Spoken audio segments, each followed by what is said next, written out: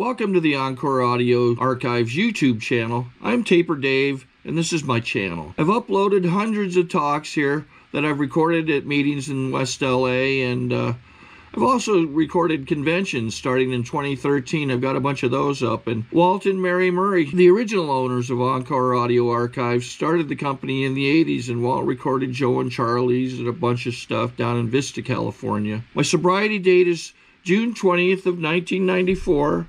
I hope you find something you like, so please like and subscribe to my channel and comment down below. If you want to hear something that I don't have or that you don't see, I'll see that I get it. Anyways, take care and have a great day if you want to.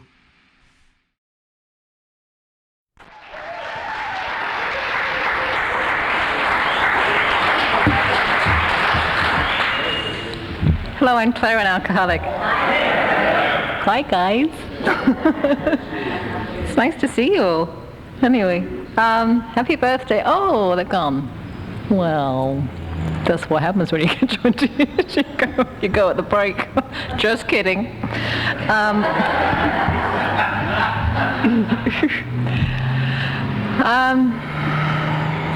Golly. Well, let me see. I'm 12 and a half years sober. Let me start off that way. Whenever I get asked to speak, I don't get nervous, because the very first time I did this, I was so terrified of getting up in front of a group of people, I just stood up here and burst into tears. And then I realized there's absolutely no point in getting nervous, because I really have no control as to what's coming out of my mouth. And if I try and control it, I'll make a mess of it. So always when I sit there just before I start, I just always ask God to relieve me of the bondage of self, and just to say what either I need to hear, or what somebody in the room needs to hear, and just to speak the truth. And my truth has changed through the years. And I'm sure it'll continue to change as I grow more in sobriety. Life is really different, it's so different, but it's also so wonderful, and it's sometimes I think it's even more scary now than it was when I first got sober. Not from the point of view of thinking about drinking again. The obsession to drink was really taken away from me after my first slip. And from that time, I have not wanted to drink or use for 12 and a half years. But having to live life on life's terms, and to grow up and to continue to grow up, is a real challenge sometimes. And sometimes I think my drunkalog is just as full of much drama. My sobriety is full of as much drama as my drunkalog was. And that's just the way I've had to do it. And anyway, I was born in London, but I'm Irish. My family's Irish. And that was always a bone of contention for me, because my father always hated the English, and I have this very Irish name, and I have an English accent, and so that allowed me to, at a very young age, know that I didn't belong anywhere. I didn't belong in England, I didn't belong anywhere, and of course I did not want to belong in my family, did not want to belong in the convent they sent me to, did not want to belong in the Catholic religion. I just didn't want to belong anywhere. And at a real young age, I learned I just went inward, and I fantasized. Music was always my love. I started to listen to these love songs when I was about 4, and I just used to recite them. I just learnt them off by heart, and I just used to sing them over and over again and go, one day, still going one day. And that's how I escaped. I escaped through music, and I escaped through just seeing myself as traveling around the world. It's like and that really sort of started my whole journey of the life I've lived, constantly moving. For years I've just done so many geographics, and that's just the way I've had to live my life.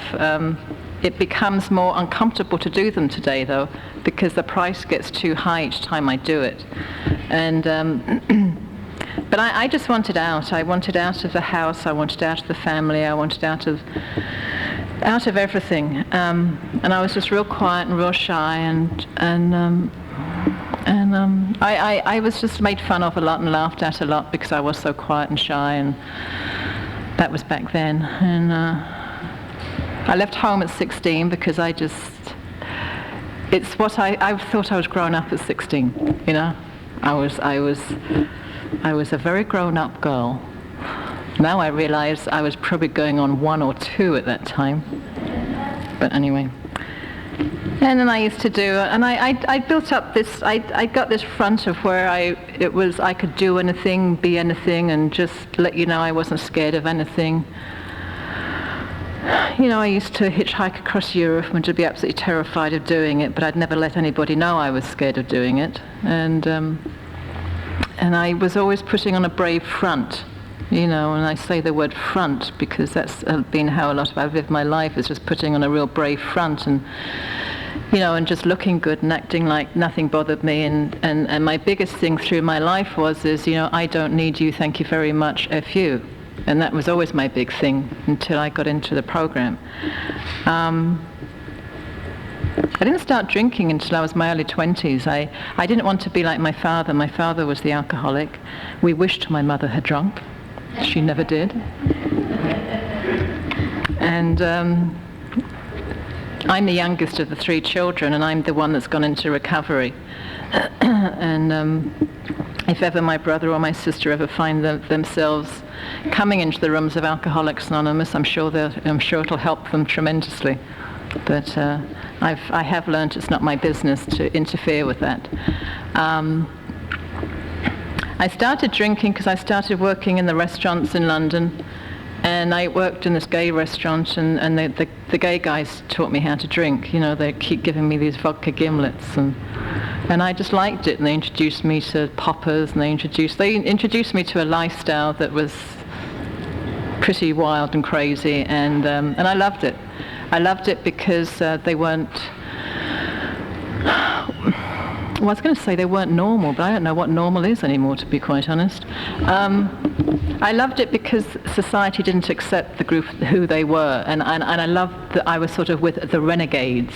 You know, when I was about 13, I used to hang out at this coffee bar in London, and there was this island that, you know, you talk about the Bohemian days. I mean, I used to think myself as I wanted to be a beatnik, and you know, and I used to go and listen to the Yardbirds before Eric Clapton joined them and all that stuff, and I used to go and see the Rolling Stones when Brian Jones was still alive, you know, before they became famous, you know, and I used to love all that. And there was this singer called Long John Baldry, this folk singer in England, and he used to play in this island in the Thames. It's called Eel Pie Island, and it was where all the hippies, all the beatniks used to go to, and I used to think I was real cool because I used to hang out with all these guys, and they always used to do drugs and this and that, and I never did a thing. I was too scared to, you know. But in my fear, I still got to spend a night in jail once, you know, and I just, you know, I love being with the bad people. I love being with the bad boys. If they'd been inside for something, I just wanted to hang out with them.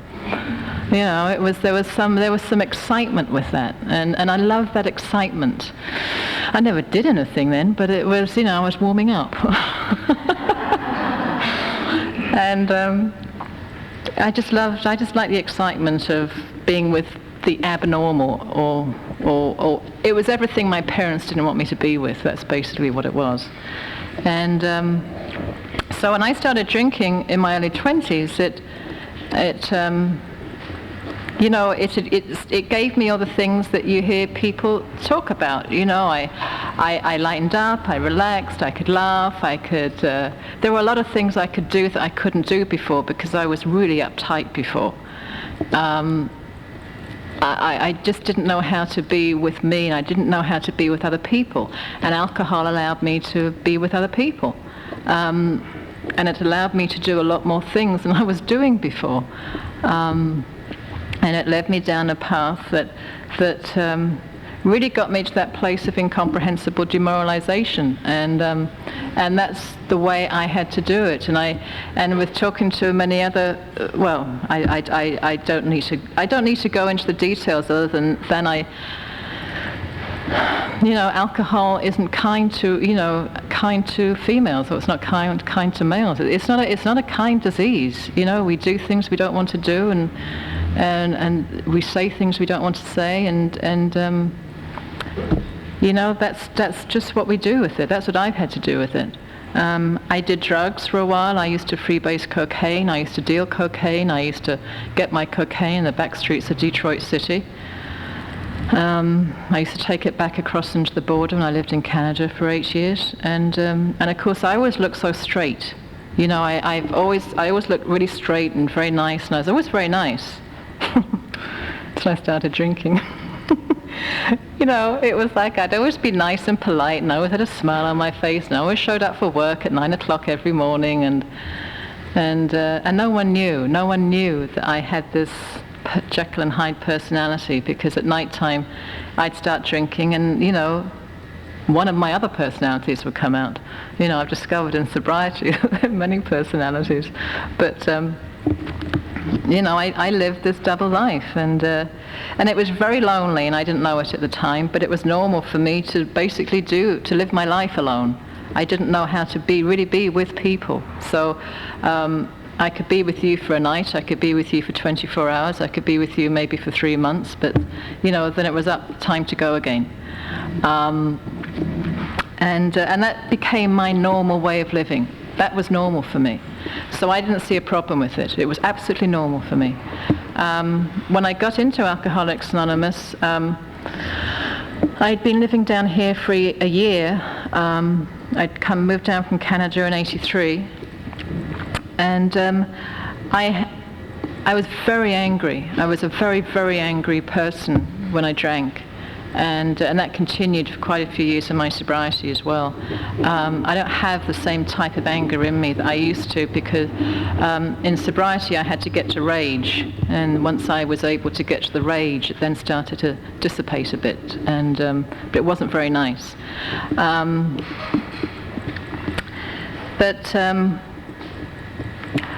I didn't know about alcoholism. I didn't know about alcoholics.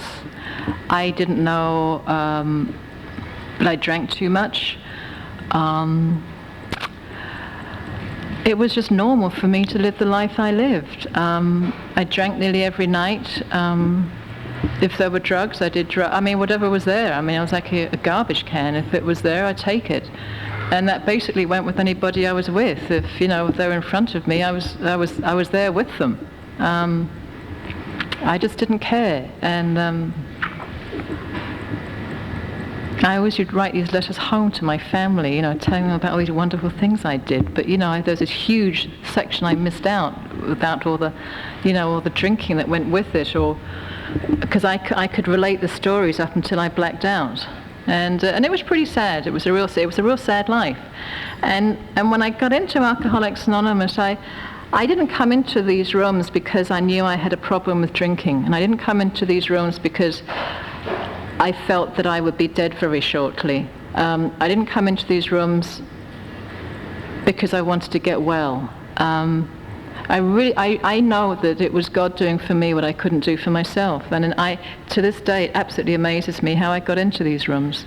But I remember waking up one morning and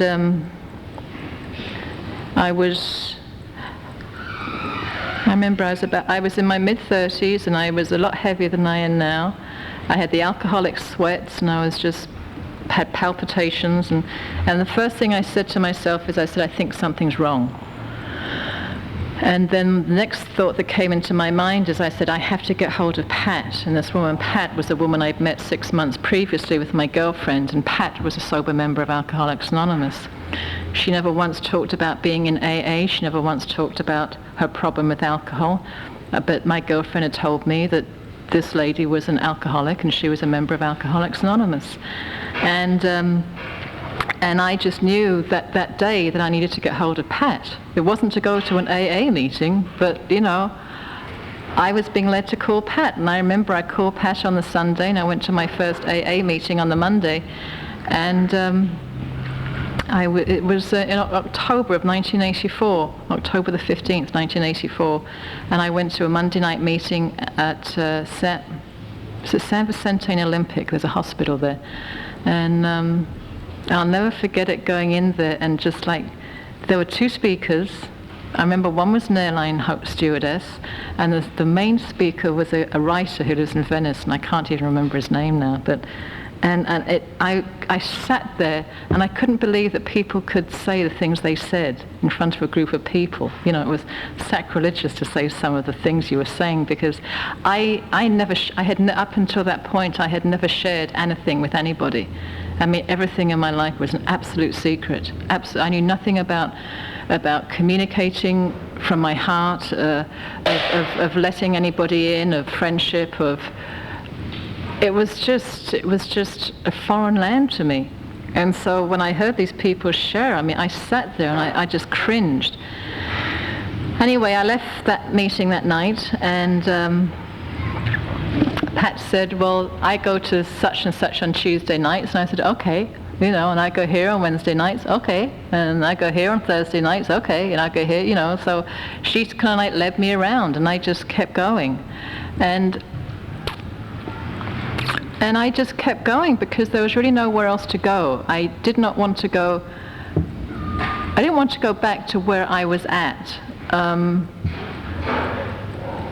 And there was nobody I had to go back to, so I figured, well, I may as well hang around here. You know, everyone looks nice. There's some cute guys. You know, who knows? Well, in 60 days, I found out the who knows. I went out drinking again for one night, and I went out drinking again because he didn't talk to me the next time I saw him, and and I thought, I'll show you, I'll drink. So anyway, so I always remember that night. It was on a Saturday, and I went to I lived down on the Marina Peninsula then, and I remember going to a liquor store in Washington, getting a bottle of vodka, and just going back home and just drinking it. And then I blacked out, which is what I normally did. And the blessing that night is I did not go out.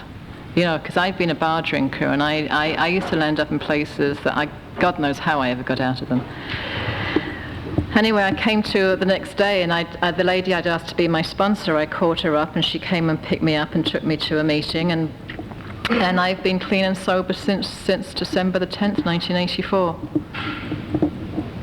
And I don't know, it absolutely just amazes me. I mean, you know, 12 and a half years later, I have so much respect for this program. I have so much respect for these steps, and I have the utmost of respect for the cunning aspect of this disease and how it can get me. It doesn't need to get me to go out to drink. It'll get me up here now, you know, in this head I have with the way I think.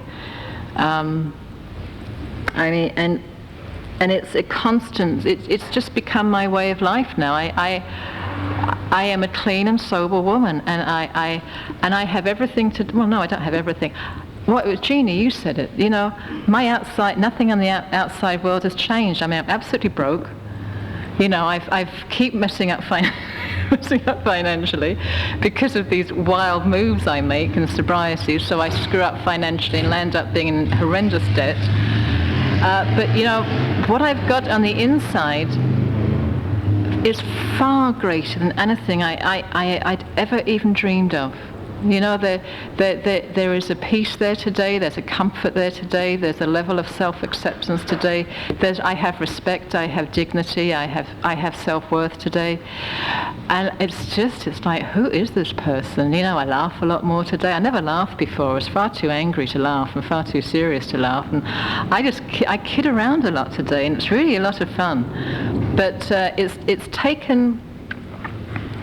You know, my latest joke is that I think I'm just about to start menopause.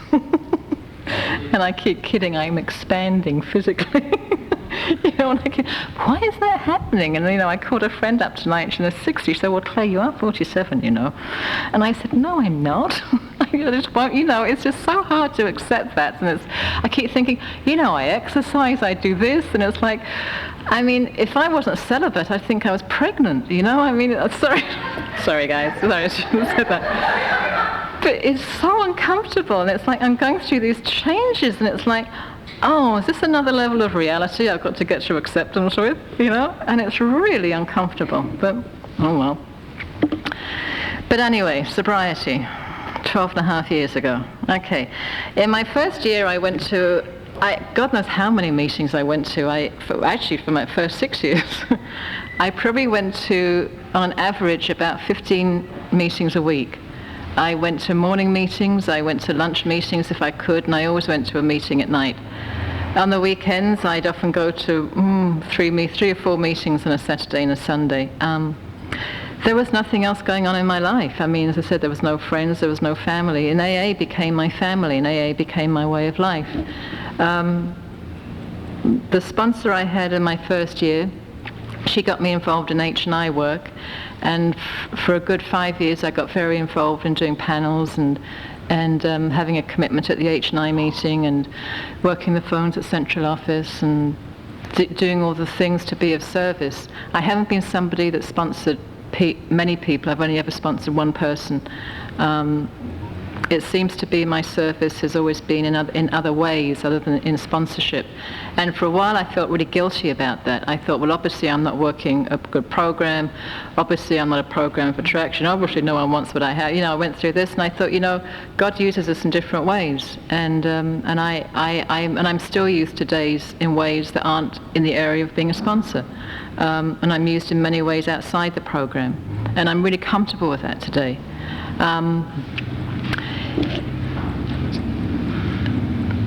My personal life in the first 5 years, I guess the best way I can describe it was at 3 years of sobriety I had an abortion with one man. 4 years sober I was engaged to a different man. 5 years sober I was married to somebody else. And 6 years sober I was divorced. So to say that my life was chaotic and has been chaotic in sobriety is putting it mildly. I've continued to thrive on living on the edge in sobriety, and I have made an inordinate number of risks. I started to come to this meeting when I moved back from Hawaii after my marriage. After my marriage was over, and I have always taken inordinate risks, and there's been a real high price I've paid for that, i.e. losing jobs, losing savings. And I've learned so much from the way I've done it. But my God, I keep setting intentions now. God, I'd like to learn my lessons with a little bit more ease and grace, and where they don't have to be so drastic. I don't have to make these great mammoth moves I make. Like sell everything up and leave a job of years and go and live someplace else, and it gets real tiring. It kind of sounds exciting, but I'm real tired of that, and I hope I don't have to do that again. When I was 5 years sober, when I realized I'd made somewhat of a slight mistake by getting married to someone I hardly knew, I finally did a 4th step the way it was laid out in the big book. My very first 4th step was when I was a year sober. And I'd made it like a written history of my life, a written Jackie Collins novel. and then when I was 6 years sober, I did the format of the big book. And I did it in the columns. And it was the first time I really was able to see my part in my behavior. And it was the first time it had been pointed out to me. But the truth was I'd never hung around with a sponsor long enough for them to get to that point of pointing things out to me, because if they had, I would have just told them to go and take a hike. And I'd gone through, as you can guess, quite a few sponsors up until that time. Anyway, it was the first time at 6 years when I suddenly realized that I had character defects. And I wasn't very happy about that, because up until then I really thought I'd been pretty perfect, and that it was still all your fault. It was the Catholic Church, it was my mother, it was my father, it was my sister, it was my brother, it was my best friend that really hurt me when I was a kid. It was, it was everything else other than me.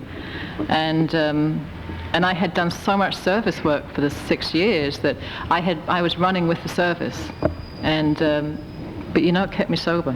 And that's how I look at it. I'm very grateful for what I did my first 6 years, because it gave me a wonderful grounding in this program.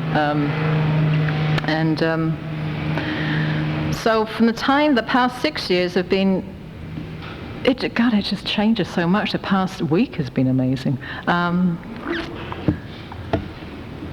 I came back, my company offered me my job back when I came back from Hawaii, and I went back into that company. And they paid for me to go to a school for 2 years to get a degree in spiritual psychology, which I did. And I now work at that school. I now work for the 2 PhDs that run the program. And when I graduated, when was it, 2 years ago,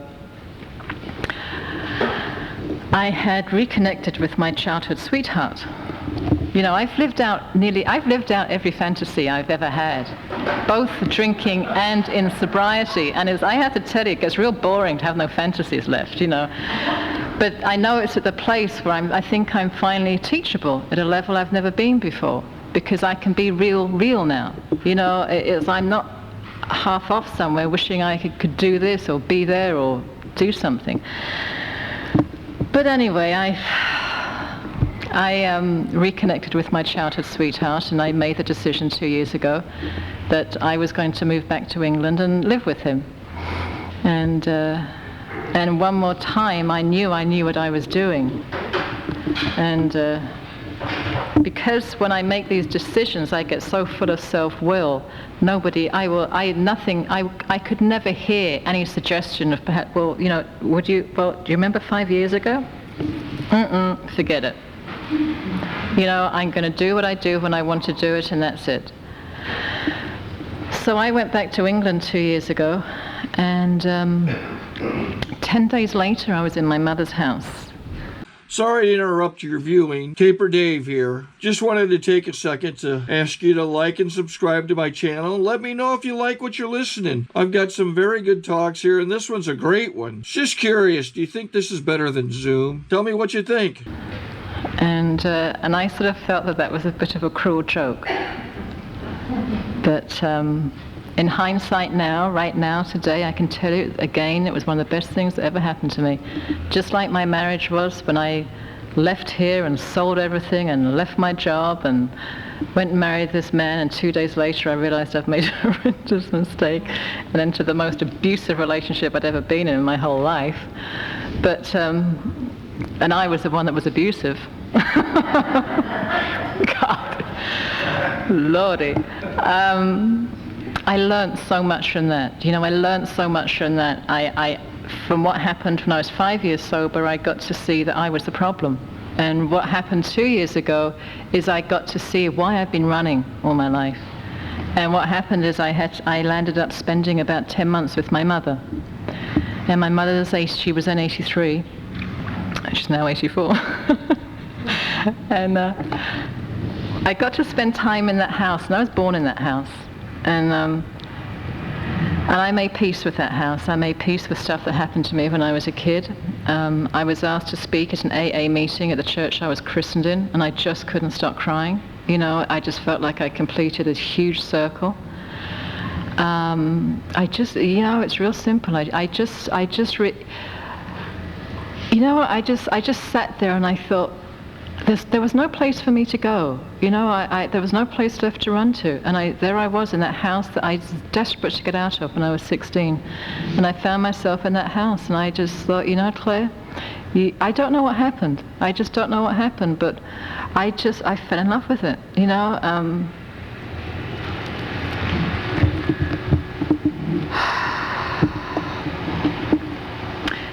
I kind of fell in love with my home finally.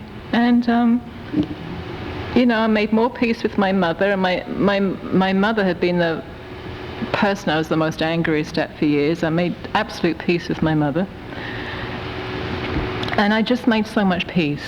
And I came back here last August, and couldn't understand after a while why if I'd made so much peace with stuff that had been haunting me for years, where was the pain coming from?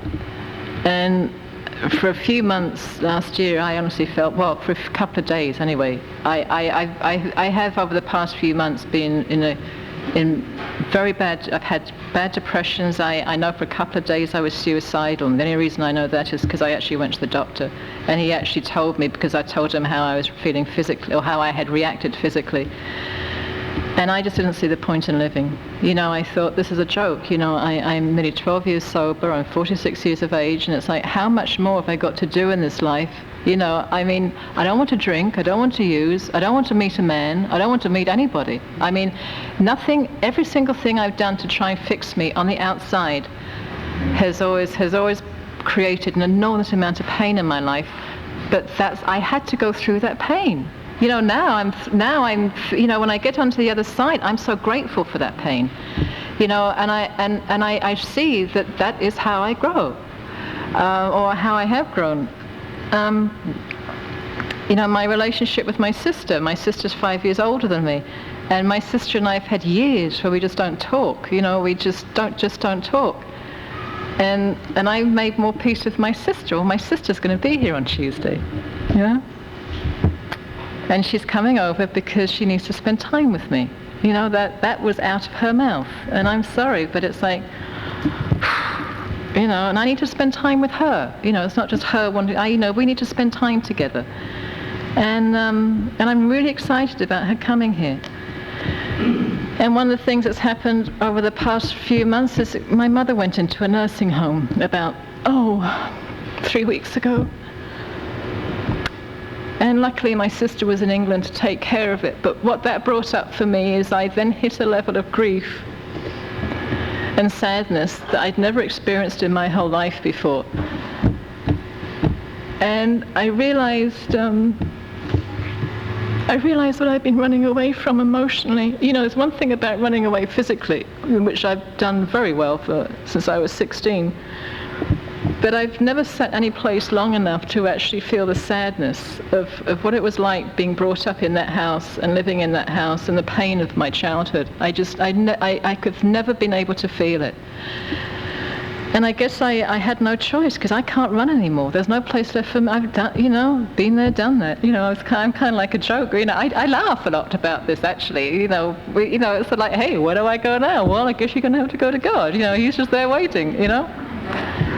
But, you know, I have to feel the feelings. I can't keep running from the feelings. And I had no idea that I had such feelings of sadness inside of me. I don't have that anger anymore, you see. I've done so many anger workshops, and I've been in so many relationships where the anger's come out, and not in very nice ways either, but that's what I've had to do. But I've really been able to, now I know how to get anger out in healthy ways, but so, you know, underneath it is just this sadness. And boy, with my mother going into, the thought of her going into this nursing home, but it was the thought of her not being in that house. You know, my mother, that was the house I was born in, that's the house I wanted out of, and that's the house I made peace with last year. And I had no idea how important that place was to me. That was my safety net. You know, no matter where I was living, whether I was living in Hawaii, here, Canada, wherever I was, hitchhiking across Europe, I always had that house to go back to.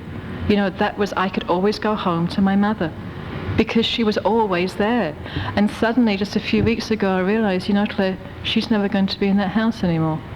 And it was absolutely devastating for me to realize, and I really got in touch with what I've been running away from emotionally all these years. And it's been real challenging, but you know, I'm getting through it, and I feel I'm through the worst of it now, because I can tell by my attitude. You know, I can tell how I feel. I can just tell how I function each day. You know, I can tell I still feel a bit blah, but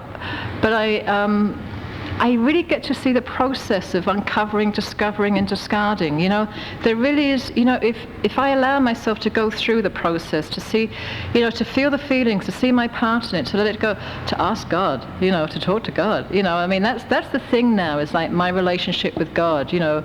I was listening to a tape this morning. We had this lady, Carolyn Mace, at our school yesterday. She was doing a PBS special, and I was listening to one of her tapes this morning, and she's got these tapes on spiritual madness. And I was listening to it when I was out walking this morning, and it's like, oh yeah, I know all about that. You know, it's like thinking because we turn our will and our lives over to God. You know, I always thought, you know, I'd meet him, I'd be happy for the rest of my life, I get money, I get this, I get that. And it's not about the outside. It's not about what I'm going to get. It's about what is God's plan for me, you know. I think my life has been so far the way it's meant to be. This is God's plan for my life. This is, you know, this is it.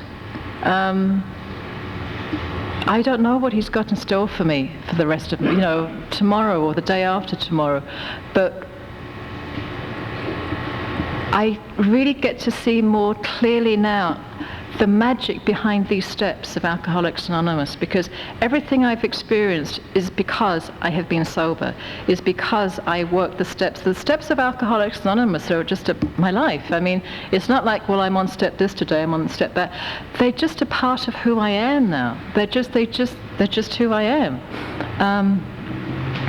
And I work in an environment that forces me to it's very intense sometimes, but it forces me to constantly challenge myself as to how I am with myself, how I communicate with other people, and I'm being forced to sit still, and it's as if I've lived my whole life wanting to be out there and be there, do this. I mean, I've lived the most incredibly interesting life, but what I haven't experienced in life is that real closeness and intimacy and bonding with people, and I believe that's what this is about now. I'm in an environment where I'm forced, if I don't communicate, I really will be out the door, because it doesn't work there somehow, just because of the nature of how it is there.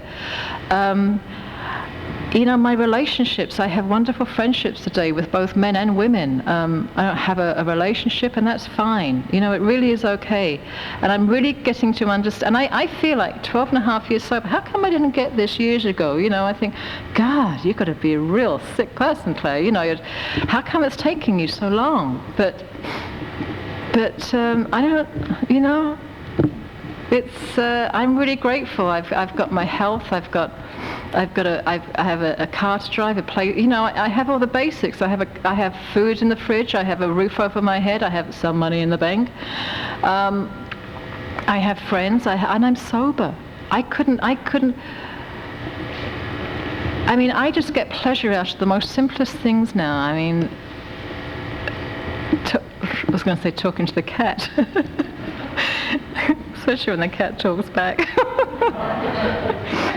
But I mean, just like I go for these walks, I walk for an hour, like 3 mornings a week, and I have to be around trees. You know, I've got this thing, I have to be around trees. I just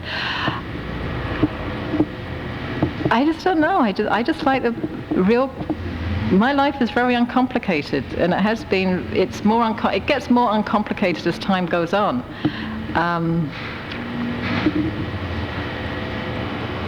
And what I get to discover on the inside is that I am okay. You know, and I think that's the bottom line, is I'm okay. If you don't like me, that's okay. You don't have to like me.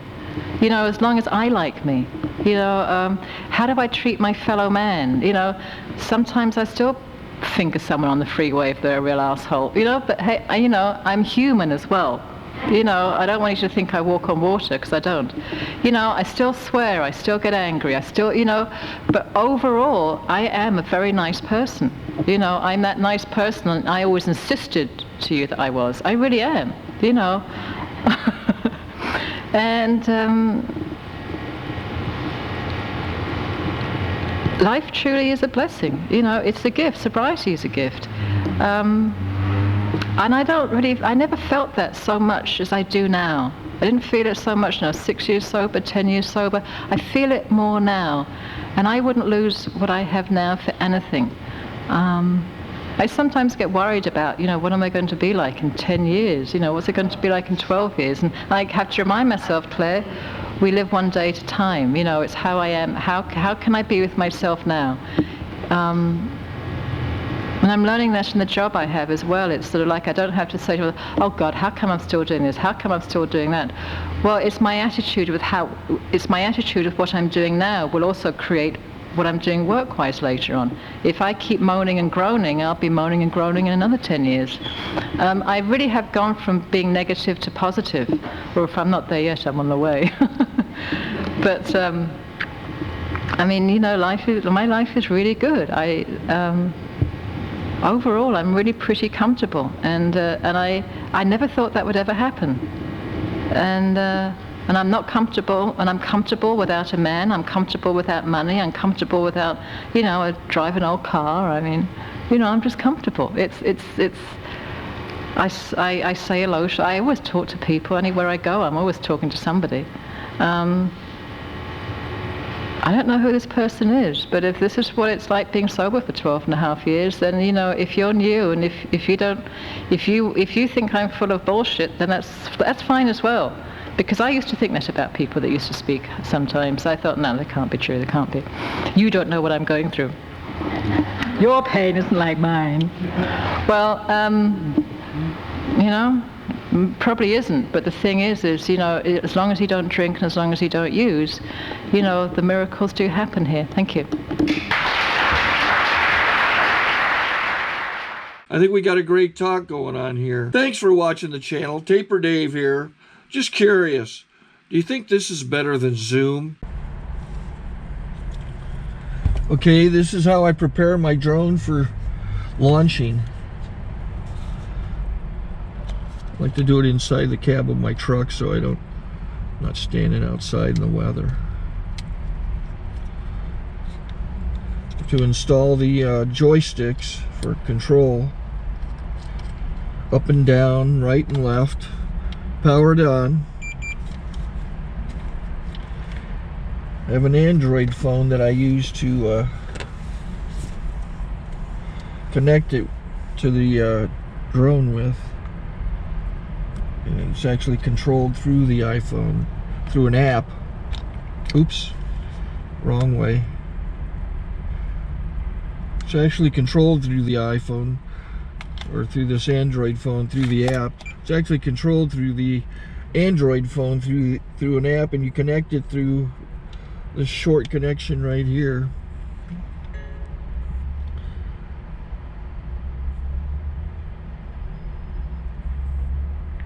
Remote control connected. Remote control's connected. So I pull out the drone. I have to extend the legs. Long legs extended first, then the short legs. Remove the gimbal protector. Set that aside, then power it on one short burst, then one long burst. I lay it down. So I have to go to calibrate. So the drone's not connected yet. It shows you here as this drone gets disconnected, even though the remote's powered on. So the drone has to establish it's connected. So I go into the app to calibration mode. First I'll calibrate the remote controller. Start calibration. Out, in, oop, out, in, up, down, and then this little wheel is to control the gimbal. So it's calibrated. Go to gimbal calibration, start calibration, and then it calibrates the gimbal. I don't know if that shows up. The gimbal's moving all over the place. Changes, you can see it on the video.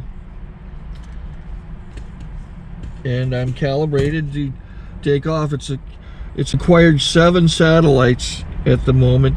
There are 26 satellites up in the sky, which it has to acquire before you can take off. So it's connected. It's got enough satellites. This is white. I can go to press this little arrow button, swipe right to take off, and it would start the motors if I slid this to the right. But I'll wait till I get outside. Don't want to do it inside.